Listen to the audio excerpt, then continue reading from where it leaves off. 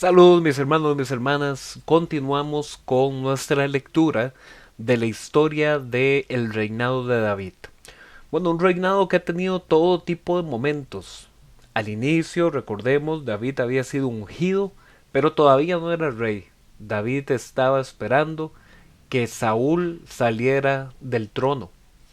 Después, cuando los filisteos acaban con Saúl y con Jonatán y el resto de los hijos de Saúl, entonces es donde David decide emprender su camino al trono saliendo de Hebrón, lugar donde ya tenía algunos años reinando, para establecerse como rey de todo Israel y colocará Jerusalén como la capital de su reino. Después de ahí se nos cuenta años del esplendor de David. Incluso llegó David a tomar posesión de los pueblos vecinos de las fronteras al norte, al sur, al este y al oeste de todo Israel. Eran años muy buenos donde el pueblo había sido bendecido por la fidelidad de David. David se llenó de hijos, David que era un símbolo de bendición y prosperidad para un rey, David tenía riquezas, David estaba en la plenitud de su reino, pero ocasionalmente había algunas otras batallas que librar contra los enemigos fronterizos y fue justamente ahí donde de pronto David con el paso de los años ya dejó él de ocuparse de sus batallas y enviaba a su general del ejército, a Joab, para que se encargara de esas batallas.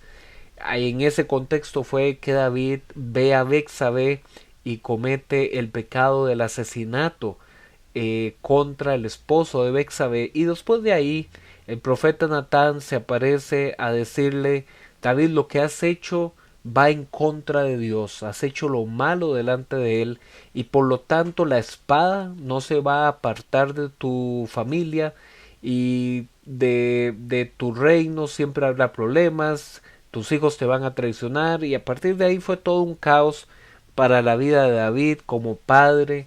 No hizo disciplina con sus hijos, tuvo toda una serie de problemas entre los hermanos, incluso por estos problemas entre los hermanos, uno de los hermanos termina matando a otro que era el mayor, el que supuestamente iba a tomar el reino después de David.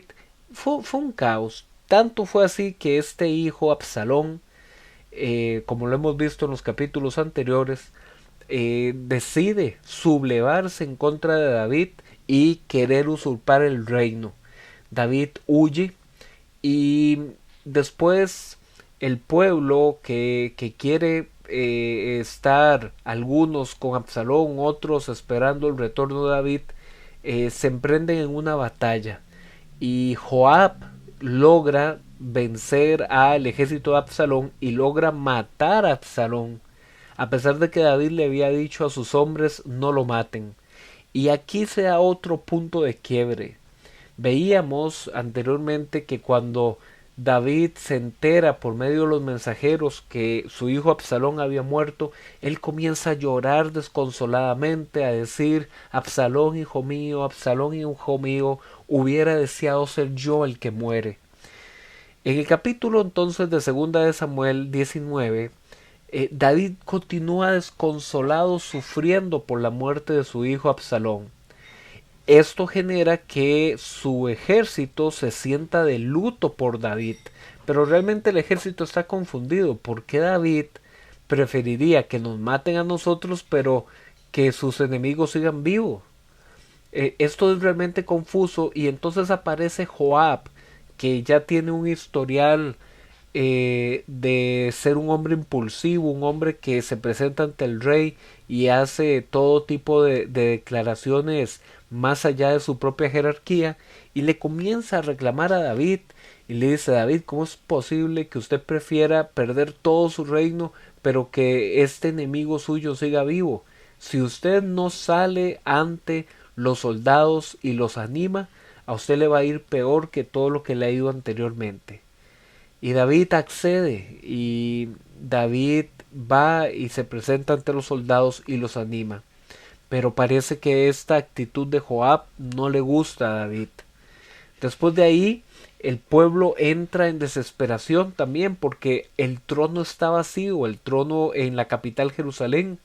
Por un lado, David está en el exilio, David está al oeste, perdón, al este del río Jordán, está en las tribus del norte, está exiliado, entonces no hay nadie como rey porque Absalón, que se había nombrado rey, ha muerto. Esto genera una serie de incertidumbre política, el pueblo no sabe qué hacer. Seguimos a Absalón, pero ya Absalón murió y ahora queremos que David vuelva, pero David no ha regresado.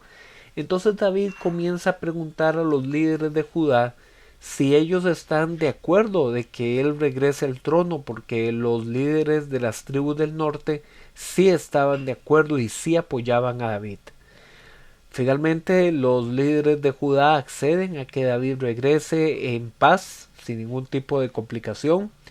Cuando él va de regreso hacia Jerusalén, se encuentra con algunos que lo habían ofendido, que lo habían traicionado anteriormente, que como a Simei y a Siba, y David les perdona la vida. Es un gesto de demostrar que aún en medio de las dificultades David mantiene un corazón de perdón. Incluso se encontró a Mefiboset, quien le dice a David que Siba lo había traicionado, cuando en realidad Mefiboset quería seguir a David y apoyarlo.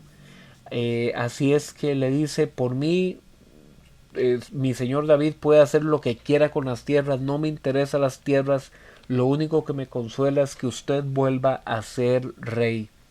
David ofrece recompensas a los que le habían ayudado en ese tiempo de exilio, y al final él termina cruzando el Jordán y regresando a Jerusalén, acompañado de una gran escolta de la gente que salió a recibirlo. En 2 Samuel capítulo 20 se presenta otro intento de rebelión en contra de David. A pesar de que David ya había regresado a Jerusalén, hay un líder de los benjaminitas, es decir, la tribu de Benjamín. Recordemos que de ahí procedía Saúl, y entonces los benjaminitas seguían con la creencia de que el reino debería pertenecer a los benjaminitas, no a los de Judá. Entonces este hombre llamado Sabá se levantó militarmente en una rebelión y dijo: ¿quiénes me apoyan a mí? Y muchos le comenzaron a seguir, incluso algunos de Judá también le comenzaron a seguir porque no estaban del todo de acuerdo con el reinado de David. Se hizo entonces este grupo, esta rebelión, y David, que parece que había perdido la confianza en Joab por todo lo que había pasado en las últimas duras palabras que Joab le dijo a David, entonces le retiró el grado de ser el general de su ejército y se lo dio a Amasá. Amasá había sido el líder general del ejército de Absalón, y entonces esto es como un gesto político de David, como para ganarse el favor de los líderes en Judá. Claramente esto no le gustó nada a Joab. David envía a Amasá a acabar con esa rebelión, pero en el camino Joab lo mata a traición, y Joab vuelve y asume el liderazgo del ejército, y Joab logra acabar con la rebelión cuando intenta arrasar con una ciudad, pero las personas de esa ciudad les dicen: mira, ¿por qué vas a acabar con todos nosotros? Si lo que quieres es a Sabá te entregamos. Y de esa forma acabó el liderazgo de Joab con la amenaza de la rebelión. En el capítulo 21 nos encontramos un episodio muy interesante donde ya había un periodo de hambre, un periodo de sequía en la tierra, y realmente ellos no estaban entendiendo qué está pasando. Recordemos que en este contexto el hambre, la sequía eran interpretados como un castigo de Dios, y justamente Dios los estaba castigando a causa de un pecado de Saúl en contra de los Gabaonitas. Los Gabaonitas era un grupo que había permanecido ocupando una sección de la tierra de los benjaminitas. Y aunque ese episodio no se narra en capítulos anteriores, gracias a este capítulo conocemos que Saúl atacó a los gabaonitas y casi los logra exterminar. Estos hombres llegan y se presentan ante David y David intenta una reconciliación, pero ellos le dicen, mira, lo que necesitamos es que nos entreguen a 7 descendientes de Saúl para matarlos públicamente. David accede a eso y entrega a 7 descendientes de Saúl, familiares de Saúl, que son colgados públicamente. Pero a pesar de eso el hambre seguía.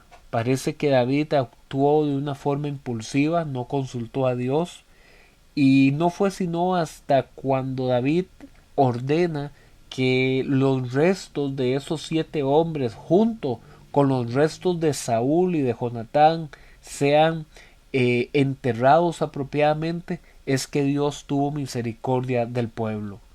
Al final de este capítulo se registra 4 hazañas militares importantes de los hombres de la Guardia Real de David que logran matar a 4 familiares de Goliat, por lo que también se les describe como descendientes de los gigantes. Terminamos acá esta sección por el día de hoy. Mañana vamos a continuar con algunos salmos que tienen que ver con todos estos momentos de desesperación que está pasando David. Así es que seguimos mañana.